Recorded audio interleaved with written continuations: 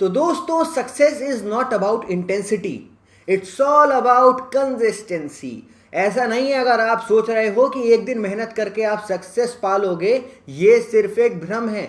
Success पाने के लिए आपको लगातार प्रयास करते रहना होता है। हेलो एवरीवन, स्टडी एस में आपका स्वागत है और मैं हूं आपका दोस्त, आपका एजुकेटर अवन शर्मा, और वापस आ गया हूं द हिंदू की खबरों के साथ। आज डेट है सितंबर 17, 2018 और डे है मंडे। और आज के न्यूज़पेपर को स्टार्ट करने से पहले आप सबके लिए एक सवाल, और सवाल ये है, आपको मुझे कमेंट बॉक्स में ड्रॉप करके बताना है कि इन चारों ऑप्शन में से कौन सी स्टेट में जाने के लिए आपको इनर लाइन परमिट की ज़रूरत नहीं है।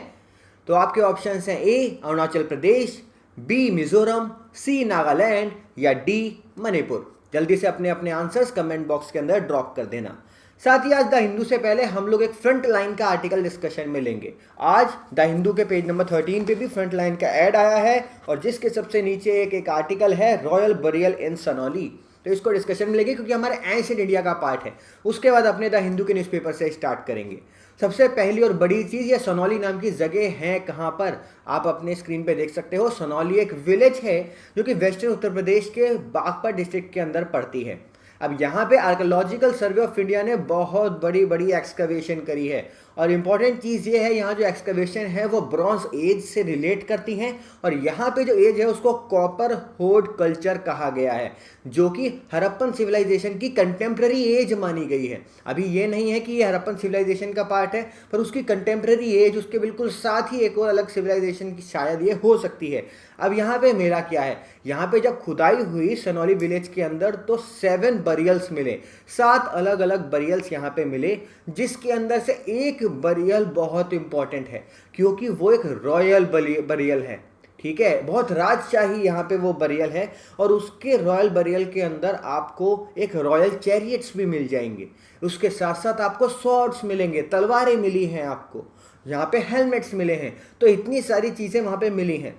ऐसा माना जा रहा था कि यहाँ पे जब हड़प्पन सिविलाइजेशन के टाइम पे कोई भी चैरियट्स नहीं थे, और उसी के कंटेम्प्रेरी में अगर आप देखोगे मेसोपोटामियन सिविलाइजेशन या ग्रीक सिविलाइजेशन में हम लोगों को चैरियट्स मिले हैं, हम लोगों को रथ मिले हैं, और यहाँ पे रथ नहीं मिले थे।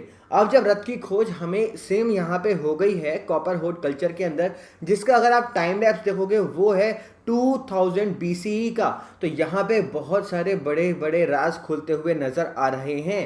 इसके साथ साथ यहाँ पे एक डॉग की बरियल मिला है, यहाँ पे एक बर्ड की बरियल मिला है, एक नोबल मैन की और एक कॉमन मैन की। याद रखना ये कंटेम्प्रेरी टू हड़प्पन कल्चर है। और इंपॉर्टेंट चीज़ है कि यहाँ पे एक रॉयल बरियल मिली है। क्वेश्चन आपके लिए बन सकता है कि रॉयल बरियल कौन सी जगह पर मिली है, याद रखना सनौली विलेज के अंदर। अब यहाँ पे एक चीज़ और सोचने वाली बात है, हम लोग कहते हैं हड़प्पन सिविलाइजेशन या हड़प्पन कल्चर, उस टाइम का जो पीरियड था वो बहुत ही पीसफुल पीरियड था, बहुत ही शांति प्रिय पीरियड था, क्योंकि वहाँ पे हमें टॉयज मिले हैं, कोई भी हमें तलवारें, स्वॉर्ड, चैरियट्स नहीं मिले। पर यहाँ पे जिस तरीके की अब खोज हुई है सनौली विलेज के अंदर, वो कहीं ना कहीं ये बता रही है कि शायद उस समय पर भी रॉयल पैट्रनेज हो सकती थी, और शायद उस समय पर भी कुछ लड़ाइयाँ हुई होंगी, तभी तो वहाँ पे स्वॉर्ड बनाई गई। तो ये बहुत इंपॉर्टेंट था, रॉयल बरियल इन सनौली। याद रखना सनौली के अंदर मिला है रॉयल बरियल।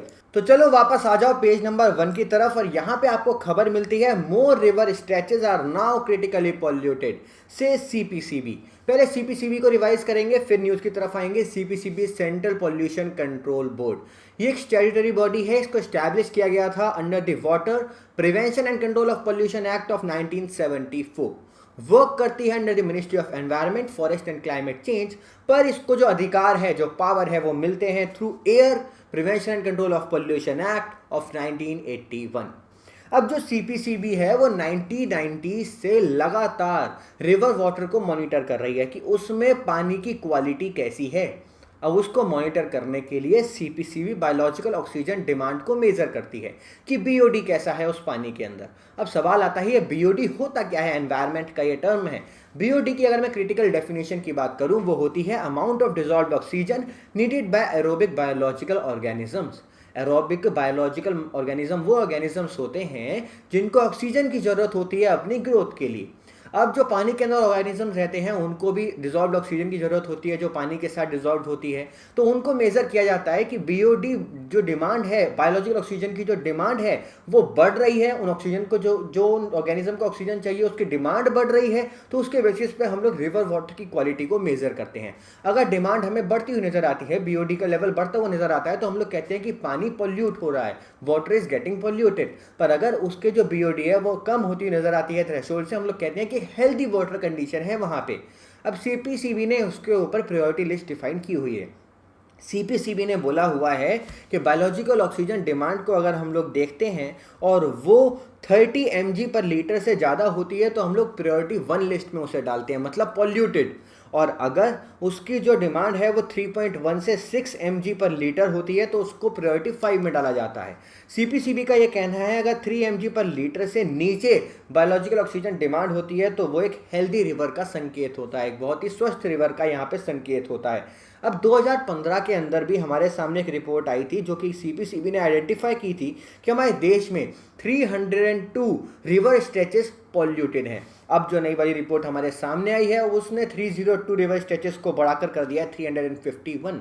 तो आज हमारे डेट में हमारे देश में 351 रिवर स्ट्रेचेस क्रिटिकली पॉल्यूटेड हैं। यहाँ पे सीपीसीबी ने यह भी बोला है कि हम लोग गंगा रिवर के ऊपर बहुत ज़्यादा ध्यान दे रहे हैं, क्लीन गंगा मिशन चल रहा है, नमामि गंगे चल रहा है, उसके अंदर यहाँ पे जो रिवर गंगा है वो पहले से ज़्यादा कम पॉल्यूट हुई है और वो आपको यहाँ पे चार्ट में भी नज़र आएगा। और जो चार्ट है वो आपकी स्क्रीन पे आ रहा है। अब इस चार्ट में एक चीज़ गौर से देखो कि यहाँ पे जो रेड वाला जो यहाँ पे आपको सिग्नल मिलेगा वो मिलेगा महाराष्ट्र में और असम में, और उसके बाद महाराष्ट्र, असम और गुजरात ये सबसे ज़्यादा पोल्यूटेड स्ट्रेच है यहाँ पे रिवर्स की।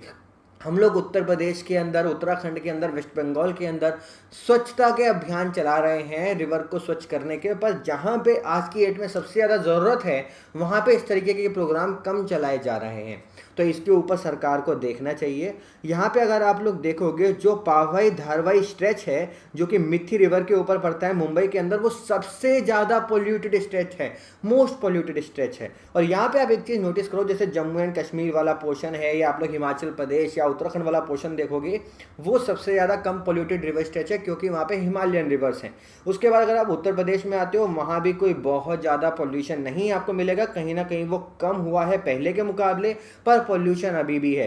पर अगर आप लोग देखोगे राजस्थान के अंदर, यहाँ पे देखोगे आप हरियाणा के अंदर, पंजाब के अंदर, दिल्ली के अंदर, तो वहाँ पे तो वैसे ही रिवर्स की थोड़ी सी मात्रा कम है और सूखा भी पड़ता है, इसीलिए वहाँ पे इतना ज़्यादा नहीं है। पर आप जैसे सदर्न स्टेट्स के अंदर आओगे तो वहाँ पे आपको मिलेगा कि ज़्यादा यहाँ पे पोल्यूटेड रिवर्स आपको मिलेंगी। अब इन सब चीज़ों को याद रखना क्योंकि इन सब चीज़ों का रिलेशन आगे आने वाले एक आर्टिकल में आपको मैं समझाऊंगा। तो महाराष्ट्र और असम में सबसे ज़्यादा highest number of polluted stretches हैं रिवर के ऊपर।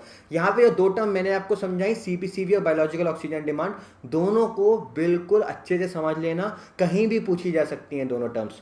तो चलो आगे बढ़ते हैं। आगे आपको जाना पड़ेगा to the page number 3, northern portion of India से रिलेट करता है। और तो यहाँ पे आपको खबर मिलती है Uttar Pradesh to launch first ever dial FIR. तो उत्तर प्रदेश अपने आप में एक अनोखी स्कीम लॉन्च कर रही है और उस स्कीम को लॉन्च करने के बाद वो इंडिया में पहली स्टेट हो जाएगी जो कि इस स्कीम को लॉन्च कर रही है। स्कीम ऐसी है कि डायल एफआईआर। तो जैसे फर्स्ट इन्फॉर्मेशन रिपोर्ट को रजिस्टर कराने के लिए आपको पुलिस स्टेशन जाना होता था, अब ऐसा नहीं होगा। अगर किसी को अपनी एफआईआर रजिस्टर करानी होगी तो जस्ट एक कॉल करके वो अपनी एफआईआर रजिस्टर करा सकते हैं। और जो एफआईआर है उसकी वैल्यू बिल्कुल जो हमारी रेगुलर एफआईआर होती है उसी के जैसी होगी और उसके बाद इन्वेस्टिगेशन भी चालू हो जाएंगी। इसके साथ साथ यहाँ पे 20,000 न्यू आईपैड्स भी बांटे जाएंगे यहाँ पे पुलिसमैन को, जिनके थ्रू वो फोटोग्राफिक डोजियर ले पाएंगे क्रिमिनल्स का। इसके साथ साथ उत्तर प्रदेश गवर्नमेंट जो वहाँ की एंटी टेरर स्क्वाड है और स्वैट है उनको सशक्त बनाने के लिए भी क्वालिटेटिवली और क्वांटिटेटिवली दोनों की तरफ यहाँ पे और प्रयास कर रही है। पर यहाँ पे जो न्यूज़ आपके लिए याद रखने वाली हो ये है कि डायल एफआईआर स्कीम लॉन्च कौन सी स्टेट कर रही है, और वो स्टेट है उत्तर प्रदेश। और वो अपने आप में पहली स्टेट हो जाएगी जहाँ पे सिर्फ कॉल करके आप अपनी एफआईआर रजिस्टर करा सकते हो। तो चलो आगे बढ़ते हैं। आगे आपको जाना पड़ेगा टू द पेज नंबर 7 और यहाँ पे आपको खबर मिलते हैं in managing water Surat takes the lead. तो सूरत जो कि गुजरात का एक शहर है जिसको हम लोग डायमंड सिटी के नाम से भी जानते हैं, उसने यहाँ पे पानी का किस तरीके से एफिशिएंटली इस्तेमाल किया जा सकता है उसको पूरे देश को दिखा दिया है। अब यहाँ पे हुआ क्या है, सबसे पहले एक चीज़ देखो कि गुजरात एक वाटर स्कार्स स्टेट है। अभी सबसे पहले जब हम लोगों ने सीपीसीबी का मैप डिस्कशन में लिया था, उसमें भी मैंने आपको बताया था कि गुजरात के अंदर जो वाटर के स्ट्रेचेज हैं, जो रिवर के स्ट्रेचेज हैं, वो बहुत ज़्यादा पॉल्यूटेड हैं। उसको ध्यान में रखते हुए वहाँ के लोग जो पानी है उसका इस्तेमाल सही तरीके से करना चाहते हैं, और उसके लिए सूरत ने एक एग्जाम्पल सेट किया है। सूरत के अंदर क्या करते हैं लोग, यहाँ पे जो उनकी म्यूनिसिपल बॉडी है, वो जो पोल्यूटेड वाटर होता है, जो पानी लोगों के घर से निकल जाता है, उनको ट्रीट किया जाता है, और उस पानी को ट्रीट करने के बाद रीयूजेबल बनाया जाता है, और रीयूजेबल बनाने के बाद उन्हें इंडस्ट्रीज़ को बेचा जाता है, और इंडस्ट्रीज़ को बेचने के बाद वो क्या करते हैं, इंडस्ट्रीज से पैसे लेते हैं उन पानी के। तो यहाँ पे अर्निंग भी हो रही है और पानी का सही तरीके से इस्तेमाल भी किया जा रहा है। इनफैक्ट सूरत पहली सिटी बनी पूरे के पूरे देश में जिसने रिसाइकल्ड वाटर को इंडस्ट्रीज को बेचना चालू किया 2014 के अंदर, 2014 के अंदर। अब यहाँ पे ये बोला गया है कि from March 2019 Surat municipal corporation का ये टारगेट है कि वो सप्लाई कर पाएंगे 115 MLD million litres per day of treated water to industries within the city. और बाहर की जो और भी जो सिटीज़ हैं उनकी जो इंडस्ट्रीज़ हैं उनको भी यहाँ पे पानी प्रोवाइड कर पाएंगे। अब यहाँ पे जो ट्रीटेड वाटर उसका इस्तेमाल सिर्फ इंडस्ट्रीज के लिए किया जाता है, ड्रिंकिंग के लिए नहीं किया जाता, याद रखना। अब यहाँ पे किस तरीके से चीज़ों को सूरत ने इस्तेमाल किया है उसको बाकी सारी सिटीज़ को भी सीखना चाहिए, ये था इस रिपोर्ट के अंदर। इसके साथ साथ आपको यहाँ पे एक फैक्ट चेक मिलता है। फैक्ट चेक कह रहा है कि इंडिया अभी तक का अपने सबसे खराब वाटर शॉर्टेज क्राइसिस से डील कर रहा है, ऐसा कहना है नीति आयोग की अभी एक रीसेंट रिपोर्ट का, जिसने बोला था कि 600 million Indians faced water crisis, और यहाँ पे 2 लाख लोग हर साल इंडिया के अंदर उन्हें सेफ वाटर नहीं मिल पाता तो उनकी मृत्यु हो रही है। बहुत ही ह्यूज अमाउंट ऑफ नंबर है। तो यहाँ पे सूरत से एग्जांपल लेके बाकी सारे शहरों को भी अपना यहाँ पे इस तरीके के ट्रीटमेंट प्लांट लगाने चाहिए और इफेक्टिव यूज़ करना चाहिए पानी का।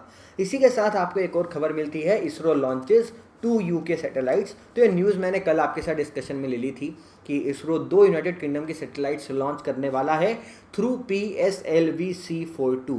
और यहाँ पे जो 2 सैटेलाइट्स थी वो थी, एक थी नोवासार। नोवासार बेसिकली एक टेक्नोलॉजिकल डेमोन्स्ट्रेशन मिशन है UK का, जिसके थ्रू वो S बैंड सार की परफॉर्मेंस देखना चाहते हैं, और यहाँ पे शिप डिटेक्शन और मैरीटाइम मॉनिटरिंग और फ्लड मॉनिटरिंग की जाएगी सैटेलाइट के थ्रू। और दूसरी सैटेलाइट है यहाँ पे SI4, और यहाँ जो कमर्शियल आर्म है इसरो का अंतरिक्ष कोऑपरेशन, उसके थ्रू यहाँ पे कोलैबोरेट करके उसे लॉन्च किया गया, जिसके थ्रू अंतरिक्ष कोऑपरेशन को 220 करोड़ रुपीस का फायदा हुआ है। आगे आने वाले दिनों में हम लोग और भी बहुत सारे मिशंस लॉन्च करने वाले हैं, जिसमें सबसे इंपॉर्टेंट है चंद्रयान 2, जो कि अभी जनवरी 3 और फरवरी 14 के बीच में यहाँ पे एक लगाया गया है इसका टारगेट, उसके बीच में इसे लॉन्च कर दिया जाएगा 2019 के अंदर। तो उसके लिए एक बहुत ही अच्छी चीज़ है कि यहाँ पे इस तरीके से लॉन्च किया जा रहा है। साथ ही याद रखना, ये जो करंटली PSLV है, PSLV C42, वो PSLV का सबसे लाइटेस्ट वर्जन है। कल मैंने आपको PSLV और GSLV के बीच में डिफरेंस भी समझाया था, अब आप लोग कमेंट बॉक्स में ड्रॉप करके बताओगे। तो चलो आगे बढ़ते हैं। आगे आपको जाना पड़ेगा to the page number 11, news वाला ये सेक्शन है, और यहाँ पे आपको सबसे पहली न्यूज़ मिलती है indigenous anti tank missile test fire. तो एक indigenously developed man portable anti tank guided missile MPATGM, उसको टेस्ट फायर कर लिया गया है अहमदाबाद रेंज के अंदर, और यहाँ पे इसको डेवलप किया है DRDO ने, defence research and development organisation ने। याद रखना, ये बहुत ही low weight portable anti tank guided missile है, जो कि कॉम्प्लीमेंट करेगी Spike anti tank guided missile को, जिसको हम लोगों ने इजराइल से प्रोक्योर किया है। तो इसी के नीचे आपको खबर मिलती है CIC central information commission wants breakup of how MPLAD funds are utilised. तो जो member of parliament local area development scheme के अंदर जो फंड्स दिए जाते हैं उनको किस तरीके से यूटिलाइज किया जा रहा है उसका पूरा लेखा जोखा होना चाहिए, ये कहना है सेंट्रल इंफॉर्मेशन कमीशन का। पहले बात कर लेते हैं, थोड़ा सा रिवीजन लेते हैं MPLAD के बारे में। MPLAD है क्या? MPLAD है member of parliament local area development scheme. अभी इस स्कीम को लॉन्च किया गया था 1993 के अंदर, जिस स्कीम के थ्रू जो मेंबर ऑफ पार्लियामेंट्स हैं, चाहे वो लोकसभा के हों या राज्यसभा के हों, उनको एम्पावर किया जा रहा है कि अपनी कॉन्स्टिट्यूएंसी को डेवलप करने के लिए वो लोग भी कुछ पैसे यहाँ पे इन्वेस्ट कर सकें, बेसिकली सोशल डेवलपमेंट वाले प्रोसीजर के अंदर। इसके अंदर 5 crore rupees per year provide किए जाते हैं हर एमपी को, और यहाँ पे जो एमपीज हैं वो रिकमेंड कर सकते हैं कि उन पैसों को अपनी कॉन्स्टिट्यूएंसी के अंदर किन जगहों पर लगाना है, किन सोशल सेक्टर के अंदर लगाना है। पर एक चीज़ याद रखना है, इस स्कीम के अंदर ये लोग सिर्फ रिकमेंड कर सकते हैं। यहाँ पे जो इम्प्लीमेंटेशन की जो यहाँ पे जिम्मेदारी है वो डिस्ट्रिक्ट अथॉरिटी को दी गई है। जैसे डिस्ट्रिक्ट कलेक्टर होते हैं, डिस्ट्रिक्ट मजिस्ट्रेट होते हैं, उनको यहाँ पे अथॉरिटी दी गई है इस पर्टिकुलर पैसों को इम्प्लीमेंट करने की, पर रिकमेंडेशन यहाँ पे एमपीज ही करेंगे। जो लोकसभा के एमपी होंगे वो अपनी कॉन्स्टिट्यूएंसी के अंदर पैसे इन्वेस्ट करेंगे, और जो राज्यसभा के एमपी होंगे वो अपनी स्टेट के अंदर कहीं पर भी पैसे इन्वेस्ट कर सकते हैं। याद रखना, एमपीएलएडी स्कीम वर्क करती है under the ministry of statistics and programme implementation, जो कि नोडल एजेंसी है एमपीएलएडी फंड्स को देखने की, उसको कोऑर्डिनेट करने की, एज वेल एज उसके लिए इंटरनेट ऑडिट करने की भी। एमपीएलएडी के बारे में इतनी जानकारी आपके लिए बहुत है। इसी के साथ न्यूज़ के पास आते हैं, तो न्यूज़ ये कह रही है कि यहाँ पे एमपीएलएडी फंड जो है उसके अंदर 12,000 करोड़ रुपीस का फंड अभी तक कहीं भी नहीं इन्वेस्ट किया गया है, कहीं भी नहीं लगाया गया है किसी भी डेवलपमेंट एक्टिविटीज़ के अंदर। तो सेंट्रल इंफॉर्मेशन कमीशन चाहती है कि उसके ऊपर एक डोजियर बनाया जाए, ये दिखाया जाए कि कौन सा फंड किस कॉन्स्टिट्यूएंसी के अंदर किस एमपी ने कितना इन्वेस्ट किया। और यहाँ पे सीआईसी ने लोकसभा के स्पीकर और राज्यसभा के चेयरमैन को भी बोला है कि आप जल्दी से जल्दी एक लॉ बना दो जिसके अंदर एमपीएलएडी फंड के बारे में जो जानकारी है वो प्राप्त की जा सके। बेसिकली यहाँ पे एक पिटीशन गई थी सीआईसी के पास कि हमें इन्फॉर्मेशन चाहिए एमपीएलएडी फंड से रिलेट करते हुए, और जब एमपीएलएडी फंड से रिलेट करते हुए जानकारी सीआईसी ने ministry of statistics and programme implementation से मांगी, तो उनका यह कहना था कि centre does not maintain constituency wise and work wise detail, कोई भी उनके पास कॉन्स्टिट्यूएंसी वाइज या वर्क वाइज डिटेल नहीं है। तो उसको ध्यान में रखते हुए यहाँ पे सीआईसी ने बोल दिया है कि जो एमपीज हैं वो आंसरेबल हैं, अकाउंटेबल हैं, वो कितना फंड कहाँ पे इन्वेस्ट करते हैं, या जो फंड इन्वेस्ट नहीं करते हैं उसके लिए भी। आप लोग देखोगे कि इस बारी अगर आप देखते हो तो 4,773 करोड़ रुपीस अनस्पेंट रहा, और जो बैकलॉग है उसको आप जोड़ देते हो पिछले कई सालों का, तो वो 12,073.13 करोड़ रुपीस बैठता है, जो कि एक बहुत ह्यूज अमाउंट है। तो अब जल्दी हमें जानकारी भी देखने को मिलेगी कि कौन सा एमपी किस जगह पर कितने पैसे इन्वेस्ट करता है, क्योंकि अब सीआईसी ने बोल दिया है लोकसभा के स्पीकर और राज्यसभा के चेयरमैन को कि वो जल्दी से जल्दी एक लॉ हम लोगों को सामने लेकर आए। तो चलो आगे बढ़ते हैं। आगे आपको जाना पड़ेगा टू दी पेज नंबर 12, और पेज नंबर 12 पे आपको वर्ल्ड की एक न्यूज़ मिलती है, Trump to announce new tariffs on China. तो यहाँ पे यूनाइटेड स्टेट्स एडमिनिस्ट्रेशन का ये कहना है कि बहुत ही जल्द US president Donald Trump announce करने वाले हैं नए tariffs of about $200 billion on Chinese imports. और यहाँ पे जो टैरिफ लेवल है वो इस बार थोड़ा कम रहेगा, 25% नहीं रहेगा, सिर्फ 10% यहाँ पे रहने वाला है। और दिक्कत की बात यह है क्योंकि अभी जो रिसेंटली यूनाइटेड स्टेट्स ने चाइना को इन्वाइट किया कि आओ कुछ ट्रेड टॉक पे बातें करें, और उससे पहले यहाँ पे यूएस प्रेसिडेंट कुछ अनाउंसमेंट करने वाले हैं, तो एक गड़बड़ सिचुएशन हम लोगों के सामने आएगी। देखते हैं आगे क्या क्या अपडेट होते हैं इस सिचुएशन के अंदर। तो आगे आ जाओ पेज नंबर 13 की तरफ। तो यहाँ पे आपको खबर मिलती है स्टेट्स में miss financial year 2019 fiscal target, ऐसा कहना है आईसीआरए की एक रिपोर्ट का। और आईसीआरए की रिपोर्ट कह रही है कि जो स्टेट्स हैं वो आगे आने वाले कुछ दिनों में फार्म लोन वेव ऑफ करने वाली है, उनको फंड करना है, यहाँ पे पोल रिलेटेड स्पेंडिंग होने वाली है, और भी बहुत सारे पॉपुलिस्ट मेजर होने वाले हैं क्योंकि इलेक्शन नज़दीक हैं। तो जो उनके फिस्कल टारगेट्स हैं उन्हें वो मिस करने वाले हैं। अब जब भी एक चीज़ याद रखो, जो स्टेट्स हैं वो अपने फिस्कल टारगेट मिस करते हैं या यहाँ पे फिस्कल डेफिसिट हो जाता है, तो उसको पूरा करने के लिए वो लोग स्टेट डेवलपमेंट लोन्स का इस्तेमाल करते हैं। अब क्या होते हैं ये स्टेट डेवलपमेंट लोन्स? बेसिकली एक डेटेड सिक्योरिटीज़ होती हैं जिनको स्टेट्स इशू करती हैं, जिसकी मदद से वो मार्केट से पैसे उठा सकती हैं, मार्केट बोरोइंग कर सकती हैं। अब यहाँ पे जो बड़े बड़े बैंक्स होते हैं वो इन यहाँ पे स्टेट डेवलपमेंट लोन्स की जो सिक्योरिटीज़ होती हैं उन्हें खरीदते हैं, क्योंकि उन सिक्योरिटीज़ का इस्तेमाल यहाँ पे एसएलआर और लिक्विड एडजस्टमेंट फैसिलिटी जैसे रेपो रेट उनके लिए भी किया जा सकता है, क्योंकि उनमें सिक्योरिटीज़ रखनी होती हैं। और यहाँ पे ये जो स्टेट की सिक्योरिटीज़ होती हैं बहुत ही सिक्योर होती हैं, इंटरेस्ट रेट भी अच्छा खासा मिलता है। तो उससे रिलेटेड यहाँ पे हमारे सामने खबर आई है। यहाँ पे एक चीज़ और बोला है कि अप्रैल और अगस्त कि अगर अगर हम लोग बात करें फाइनेंशियल ईयर 2019 के बारे में, तो वहाँ पे ग्रॉस इशुएंस ऑफ एचडीएल वो थोड़ा सा कम हो जाएगा बाय 3.4%। और यहाँ पे जिन स्टेट्स में कम होगा वो होंगे उत्तर प्रदेश, महाराष्ट्र और गुजरात। पर अगर बाकी सारी स्टेट्स में अगर आप देखोगे तो वो 14.7% से हमें बढ़ता हुआ नजर आएगा एचडीएल की रिक्वायरमेंट। इसके साथ साथ अभी रिजर्व बैंक ऑफ इंडिया ने एस्टिमेट किया था कि जो फिस्कल डेफिसिट है सारी की सारी 29 स्टेट्स का, वो कम होके हो जाएगा 2.6% of the gross state domestic product from 3.1% in financial year 2018। पर यहाँ पे जब एनालाइज किया गया फाइनेंशियल ईयर 2019 के बजट का 9 स्टेट्स के, तो उन लोगों ने देखा कि यहाँ पे इतना ज़्यादा कम नहीं होगा और यहाँ पे वो जो अपने फिस्कल टारगेट भी मिस करेंगे। और भी बहुत सारे अनफोर्सिन एक्सपेंडिचर हमारे सामने हैं, जैसे केरला और कर्नाटक के अंदर जिस तरह की फ्लड सिचुएशन हुई उनको भी डील करना है। यहाँ पे ग्रांट बढ़ गए हैं, फिस्कल बैलेंसिंग की सिचुएशन बढ़ती जा रही है और एक्स्ट्रा प्रेशर बाकी स्टेट्स के ऊपर भी बढ़ रहा है। साथ ही जो आप समझ सकते हो कि किस तरीके से यहाँ पे प्राइजेस बढ़ रहे हैं चीज़ों के, उसका भी कहीं ना कहीं यहाँ पे इम्पैक्ट पड़ेगा, क्योंकि स्टेट रेवेन्यू पे भी उसका डायरेक्ट या इनडायरेक्ट इम्पैक्ट हो सकता है। तो बस यही खबरें थी आज के न्यूज़पेपर में, और कोई भी इंपॉर्टेंट आर्टिकल नहीं है। जो आर्टिकल्स फेसबुक और टेलीग्राम पे पहले से ही अपलोड हो चुके हैं। आपको आज का लेक्चर कैसा लगा कमेंट बॉक्स में ड्रॉप करके बताना बिल्कुल मत भूलना, और लाइक का बटन भी दबा देना। कोई भी सुझाव, कमेंट या क्वेरी हो तो भी आप मेरे को पेज मैनेजर पे जाकर मैसेज करके या फिर नीचे कमेंट बॉक्स पे भी अपना मैसेज छोड़ सकते हो। आज की वीडियो को एंड करते हैं। So thank you for having me here guys, and have a good day ahead.